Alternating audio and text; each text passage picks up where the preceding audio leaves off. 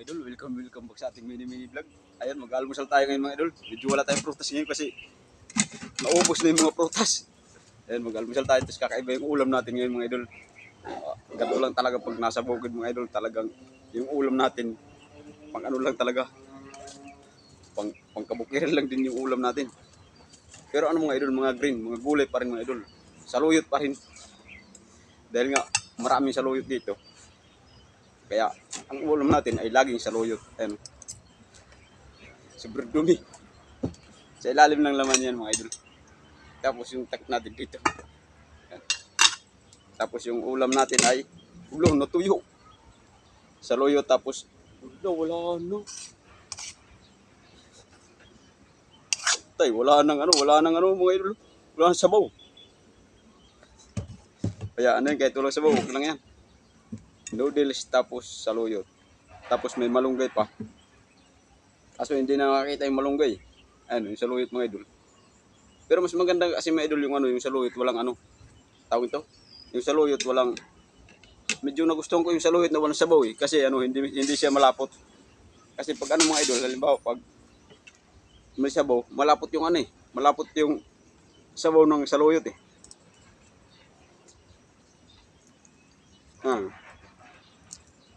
Ayan pagkakaiba ng ano, ng saluyot na walang sabaw. Ayan o. Wala siyang ano, walang malapot na sabaw na ano, parang malaway. Wow. Tara, kain tayo mga idol.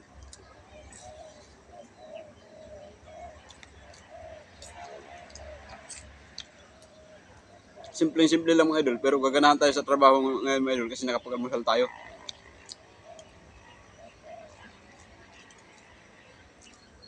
Medyo tanghali na kasi ano mga idol. Nagluto pa ako. Pero nagtrabaho muna ako kanina umaga mga idol. Tapos, yung halimbawa, maga kasi pag ano mga idol, pag halimbawa, tanghali na, mainit na eh. Kaya ginawa ko, inuuna ko muna yung trabaho bago mag-almusal.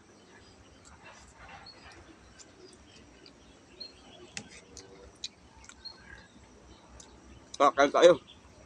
Ay, may dito sa bukid. Ay. Talagang, simple lang yung ano. Simple lang yung pagkain.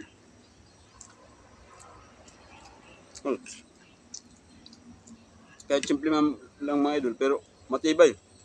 Ang tagal ng busog dito eh. Pag nakakain na ako ng ano, almusal, minsan hapon na. Kasi grabe ang kain ko, ang dami. Talagang, mapansin ko pala mga idol, pag ano, halimbawa pag mga gulay-gulay, medyo matagal ka magutom eh. Kasi, mga idol, isipin mo kung gulay lang yung ulam mo.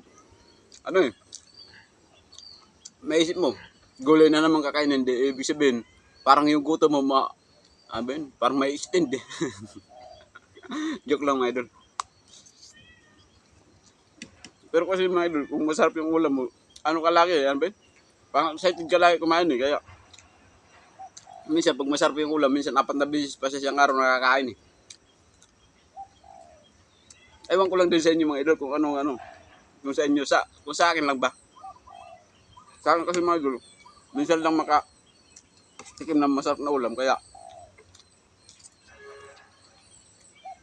pag may masarap na ulam, talagang parang excited lang kumain.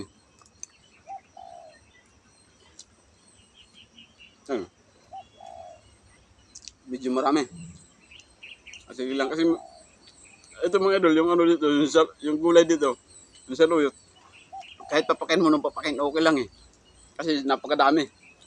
Ang mahirap lang papakin dito yung karne kasi bibira.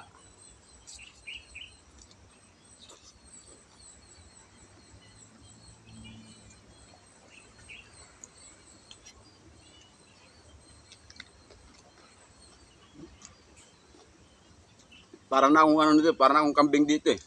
Puro ano ba yun? Puro gulay.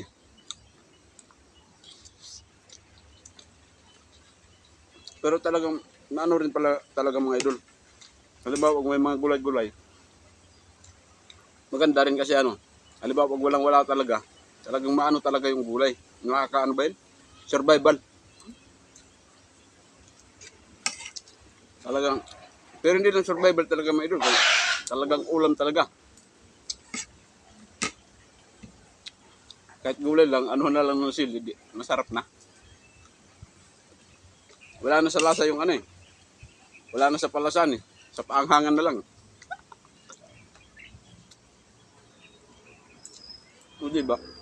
Maano naman yung almusal. Solve na naman yung almusal natin ngayon.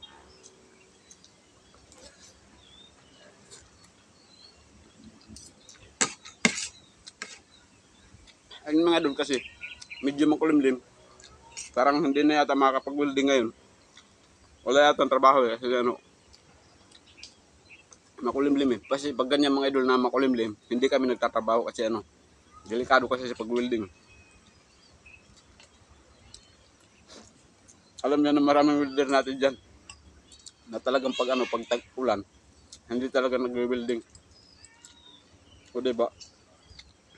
Pabor din sa amin pag ano, pag tag-ulan, pabor sa amin. Ang problema pag tag-init talagang mainit ng bakal, mainit pang welding. Tapos mainit pa yung araw, talagang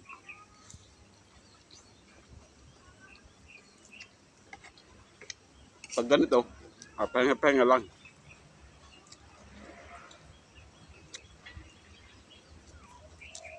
Mahaba na pala mga idol yung ano, yung video natin. Marami na sa panonood at yung ano idol. Pa-comment naman kung kumakain din kayo ng mga ganito. At tapos pag nagustuhan yung video natin mga idol, papalo naman ako mga idol. Tapos palit na rin. Thank you. Maraming salamat.